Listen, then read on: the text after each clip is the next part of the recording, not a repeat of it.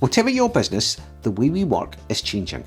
Look around you. How many of your friends and family work the traditional hours of 9 to 5, Monday to Friday? If you know anyone that does this, I bet they are in the minority. The working pattern goes out the window when you're setting up your own business. But it's not the only thing that's changed when it comes to work. We are all working more remotely than ever before. Thanks to the internet, the world is our oyster and we can employ someone in San Francisco even though we might be based in Edinburgh. Today's Ask Shaf is going to look at how a remote startup can be successful even when its employees are working in different time zones.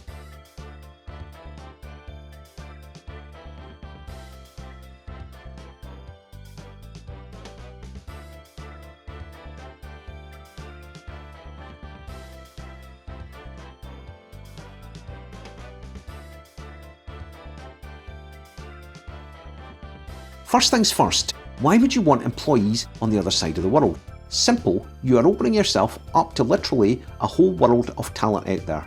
You aren't just confined to the best employees who happen to live in central Scotland or Greater London or wherever you're based. Millennials especially love the freedom that remote working can offer. They can travel through Australia while still having the luxury of picking up a wage. But don't forget about another group of employees who love the flexibility of remote working. Part-time parents.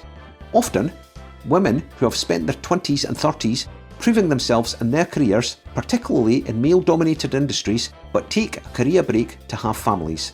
They then potentially find it hard to get back into work, particularly hours that tie in with family life. But believe me, they're often raring to get back, and remote working might just be the answer.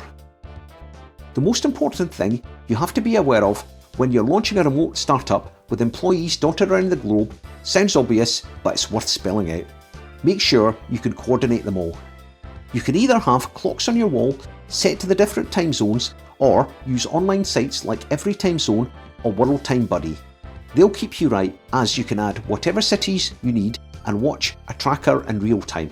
This means you won't be getting calls at midnight or expecting an answer to an email at 9:30 AM in Edinburgh when it's 1:30 AM in San Francisco.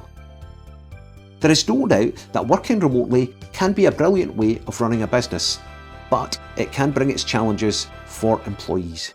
You need to find a way to make sure that working camaraderie isn't lost. The benefits of everybody being under the same roof in the same office is the laughs, the banter, the bouncing the ideas off each other. But you don't have to lose that by having employees working remotely. Sure, you might have to work a bit harder to foster team spirit, but if you use an instant communication site like Slack, that water cooler atmosphere can be created. This is the market leader in group chat and will connect your team in a very modern way.